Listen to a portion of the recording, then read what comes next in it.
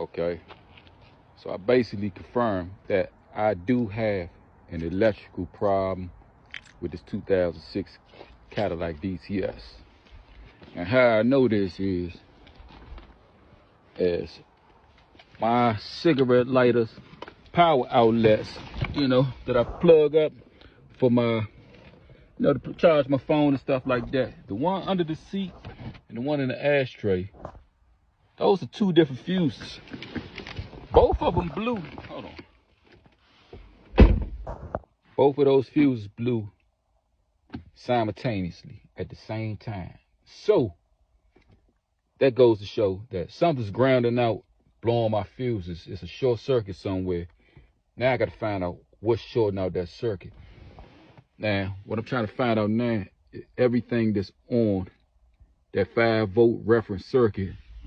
Oh, let me pull out back. I got too much sun shining in my face. Something's definitely grounding out because my battery light's on. The car's running. I got a battery light on. The battery light never been on, and I'm getting 14.2 amps when I hook up my scan tool. So the alternator's doing its job. The charging system is working, but it's saying that my battery's not good. My battery's getting 12.2 volts. It's charging. So that battery light's telling me that I got some type of electrical problem, some type of electrical issue. So I'm gonna take those two fuses out that I just replaced. If that light go off, I got some type of bad device hooked up to this car. So I think it's that secondary air pump. So I'm about to change that anyway. So we're gonna figure it out. So what I decided to do was take the whole front bump off. I could kill two birds with one stone. My secondary air pump is right there, 3 bolts. I could change my headlight out. I mean the bulb. I got a new headlight bulb. Change all that out at the same time. Test everything while the bump off. That way I never have to take it off again till something major happens. So boom. That's when I tell people, ain't no quick fixes with me. I got to figure it out first. Then I got to mess with it because I'm going on videos and forums, car forums and all this stuff, trying to figure this stuff out. It might take me a while to get it right, but I'm going to get it right eventually. But like I say, I got to find out if that motor for that secondary air pump was grounding everything out. I know this fuse right here is for the air pump, I believe. There's a few more. So I figured out. I'm ready to go along. Just do all my tests while I got everything off. Also, my scan tool, it detected that I had a bulb out. And then when I checked the fuses, all the fuses was good under the seat. But I noticed when I cut my lights on, side marker light wasn't working. So that's cool. See, this is another thing about these cars. When you have these electrical issues, when stuff get corroded, that can cause a whole lot of issues. You think you got an electrical problem, but the whole time, it's a lot of corrosion. This bulb is terrible. Like water been just sitting inside the bulb. So water and electricity don't mix. That might be one of the issues with the grounding problem. So I'm about to check everything under there that's possibly could get wet. Because now that I'm thinking, my lights is on for my traction control, ABS, and that's got something to do with the speed sensors. I can remember going through a puddle of water, and I've been having these issues since then. We about to find out. Okay, got 3 bolts right here for the secondary air pump. So what this showing me is it's a lot of water that got down there, because this bolt right here is still rusted inside. It fell out of the pump, so I'm quite sure, I know that pump ain't no good. So like I say, it sits up in here. I gotta maneuver these hoses off, and I'm gonna go from there. That was a bad diagnosis. This pump is still good.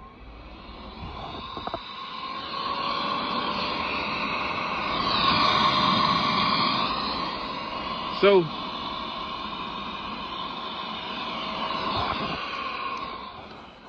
So that pump is still good. Now, I can at least narrow it down.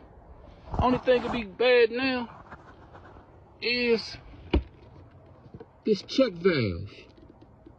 And I just had one off. I took it off and left it down there on the car because I didn't think it was this. The whole time it could be the check valve stuck open or stuck closed.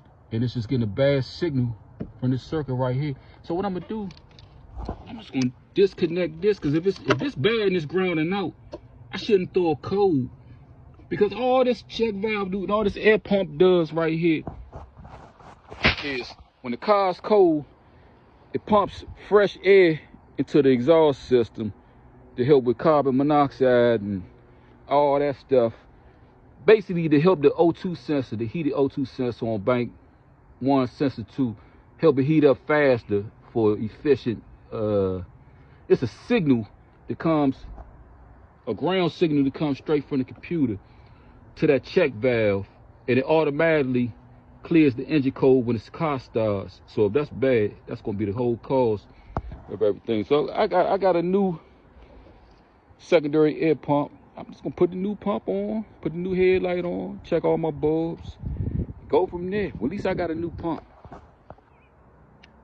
Okay, I got the new used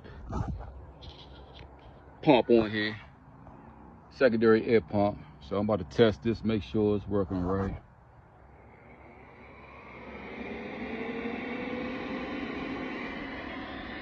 That's working right. So, you know what that means? I got an extra part for the next Cadillac project. Oh, I could sell it on eBay or Facebook Marketplace and give me a couple of dollars. How about it? That thing $181 brand new. I put it on there for 75 bucks for a quick sale. And yeah, that joint still works. And now I gotta change that check valve and I should be Gucci. Yeah, buddy. Had this whole car back together, man, about 30 minutes. Kill. Alright, I got the new secondary, the new used secondary air pump installed. So, like I said, 3 bolts. These bolts sit on like little rubber grommets. It's pretty simple. And harness got to slide back up under the subframe, up in that little crack, and it's a harness connection back there. Got to make sure it's not kinked or anything, or it definitely ain't gonna work. So I gotta make sure I did this right, so before I even plug it up. So I believe it goes like this. So got that hooked up. Let me put this. So it's much easier. Just take this whole cap off. They're trying to maneuver it through here. Just take the cap off with the Torx joints. Drop the new one in. Plug it up. And you good. Okay, now that I have the secondary air injection pump back working, I don't have a code for my catalytic converter anymore, because now it's fresh air blowing through the exhaust. I mean, yeah, through the exhaust manifold. That's how it heats up my O2 sensor on bank 1, sensor 2. That's how it heats up. So basically, I'm down to one code, which is the air injection system flow pressure sensor, bank 1. Now I have that one unplugged at the moment, and that's the only code that's popping up now. Now if I plug it back up, my air pump won't work. My injection pump would not work. So being as though it's unplugged, that one was shorting everything out. So I gotta change that pressure sensor circuit, which is the whole check valve. It's a one-piece assembly. Once I change that, I should be good. So I think I figured it out. I think that check valve is stuck closed. So even when that secondary air injection pump is pumping, the valve is closed off. So it's not even making a difference, because the air can't get into the exhaust system anyway, because the check valve is stuck closed. I figured it out.